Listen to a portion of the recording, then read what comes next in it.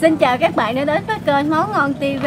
Hôm nay mình sẽ hướng dẫn các bạn cách làm món thịt chiên giòn sốt nước tương. Nguyên liệu mình cần có cho món này là thịt ba chỉ, muối, đường, nước tương, tiêu, tỏi băm, bột ngọt. Bây giờ mình sẽ cho cái phần tỏi băm, tiêu và bột ngọt vào đây. Sau đó mình sẽ cho vào đây một ít muối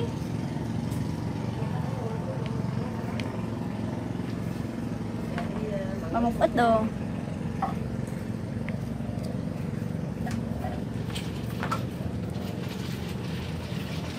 Sau đó mình trộn đều cái phần gia vị này để cho cái phần gia vị này được thấm vào cái phần thịt.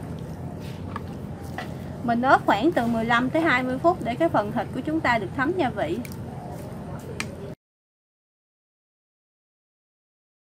Sau đó mình sẽ cho vào đây một ít nước tương.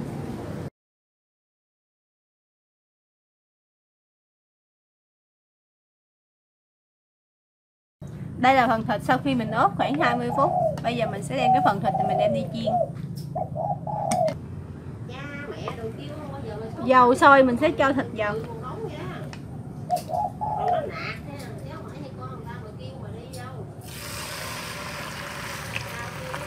Mình sẽ chiên với lửa nhỏ thôi nha các bạn, nếu mà lớn quá chúng ta dễ bị khét.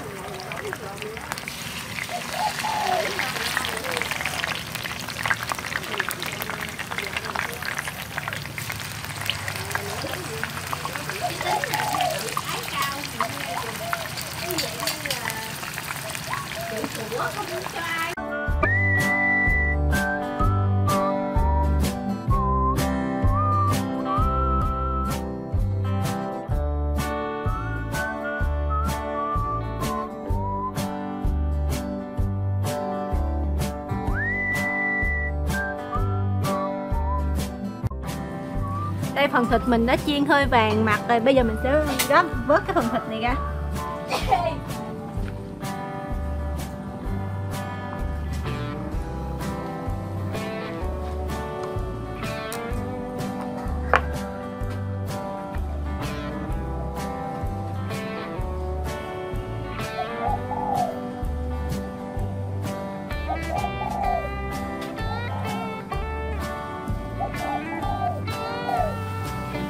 Sau khi mình cắt cái phần thịt ra, bây giờ mình sẽ chuẩn bị cắt cái phần thịt này ra.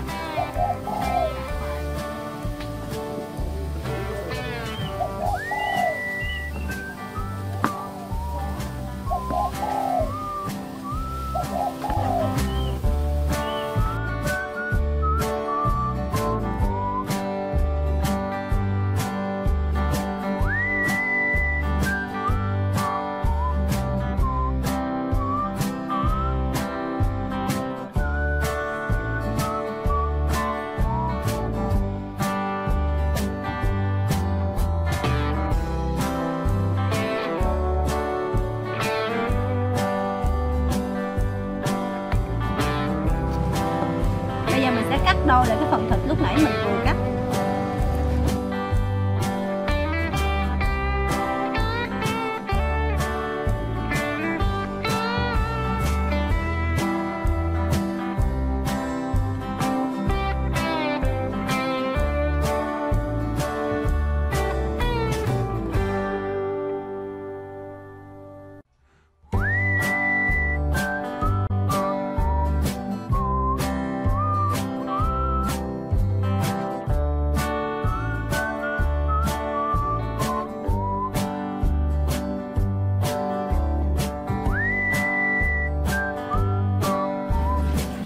Sau khi mình sắc phần thịt xong, bây giờ mình sẽ cho một ít đường vào cái phần nước tương này.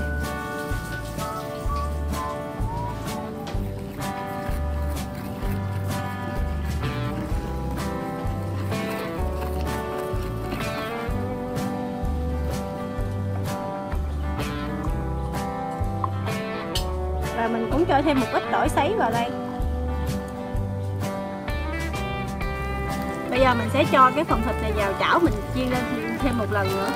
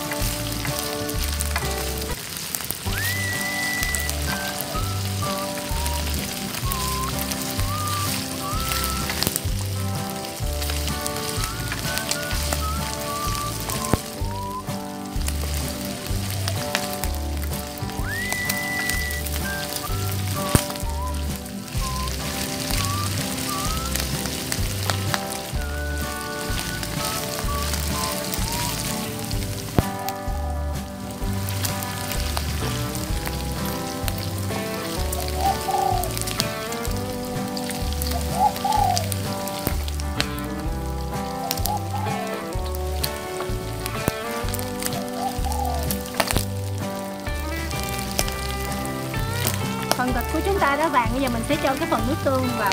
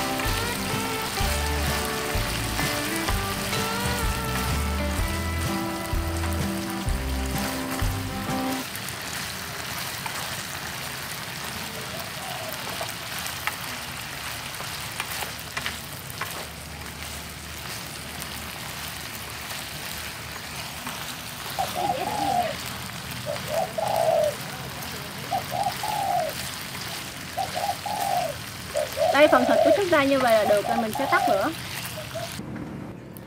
Đây, món thịt chiên sốt nước tương của chúng ta đã hoàn thành. Mình sẽ ăn kèm với bánh hỏi và rau sống, chấm với nước chấm chua ngọt. Chúc các bạn thực hiện thành công món ăn này nhé. Và các bạn nhớ để lại một nút đăng ký cho kênh nấu ăn của mình nhé các bạn.